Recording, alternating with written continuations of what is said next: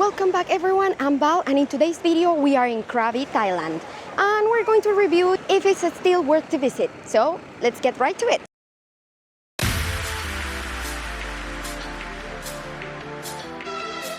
As most of you know, Krabi is located in the south of Thailand and is a region that is very visited by many tourists and travelers all around the world. But the question is it still worth visiting it? So let me tell you from my own experience how it was visiting Krabi this year.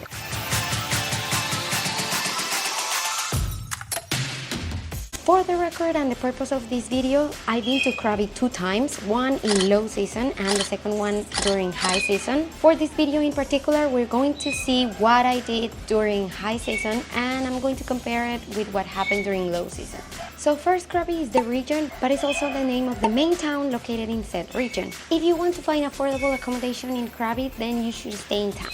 But to better take advantage of your trip, I would recommend booking your accommodation in Ao Nang or Riley Beach. In both occasions, I stay in Ao Nang, and that allowed me the possibility of booking tours anywhere I wanted to, and also having access to Krabi town for attractions like the Tiger Cave, or even to get to the airport. So actually, I would recommend staying in Ao Nang rather than any other part of the region. You can find accommodation from around 800 baht per night onwards, depending on the season. So of course, during low season, our accommodation was cheaper than during high season. And one thing about high season is that everything gets booked really quickly. So we had to plan in advance and book transportations and accommodation in advance to be able to find like affordable places and not just to stay with whatever was left. So keep that in mind when you're traveling to Krabi.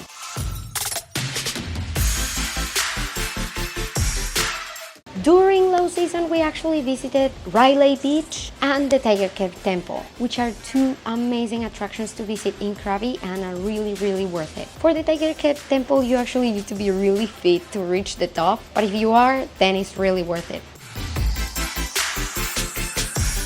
One thing you need to keep in mind about Krabi is the weather. The south of Thailand only has dry season and rainy season usually ends around end of November, which is a little later than in other parts of Thailand. I know that many people said that traveling to Krabi during rainy season might be more affordable, but to be honest, when you're doing island tours and going to the beach, doing things like that when it's raining is really not worth it. When we were in low season, rainy season was just starting, so we actually stayed in one of the PP islands for a couple of nights and it was raining every single day, so we couldn't actually enjoy the beach much. So I would recommend actually going during dry season.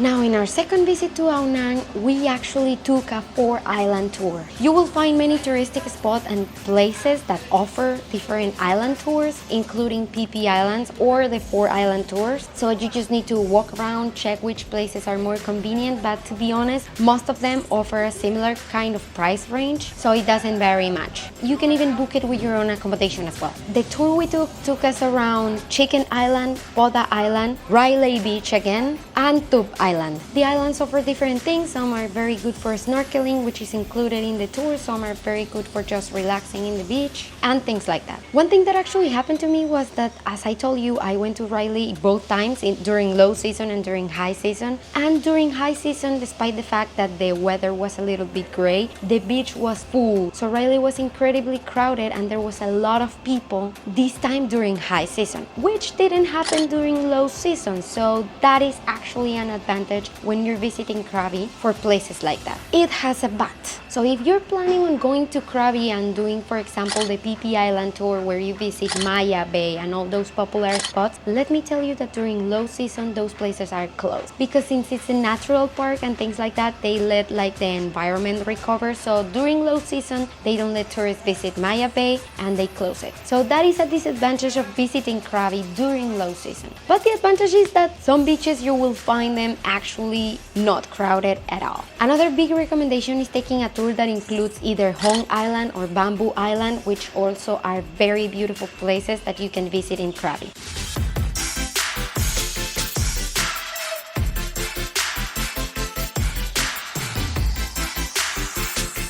Now, for the question of if Krabi has actually become more expensive now that it's a popular destination, the answer is not necessarily. Actually, I found that Phuket was more expensive than either Krabi or Ao Nang was in both times I visited. Of course, you will find, for example, Western restaurants that offer a different range of prices than Thai restaurants. Thai food is always going to be cheaper in Thailand than Western food, but it's not crazy. The prices are not crazy, and as I'm telling you, you can find really affordable accommodation, private accommodation, or even hostels if you are the kind of person that prefers to stay in hostels. Ao Nang is actually a place I really enjoy from Thailand because it looks like a small town, but is also full of life from time to time and really chill at other times. During our visit this second time, I felt like I enjoyed my visit to Ao Nang more than in my first time visiting. Although I did love Riley Beach on low season, which was not as crowded, and the weather was actually better that time than the second time I visited.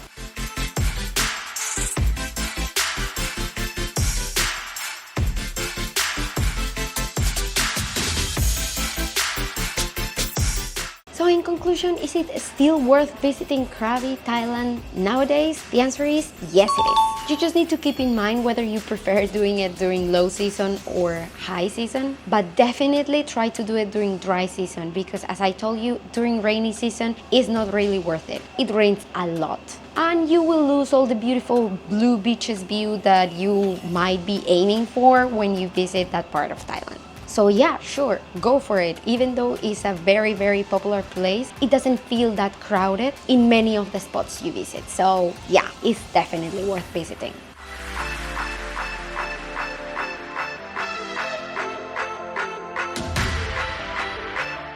And that's all for today's video. Don't forget to give me a thumbs up if you like my content and to subscribe and turn on notifications so YouTube keeps helping us grow.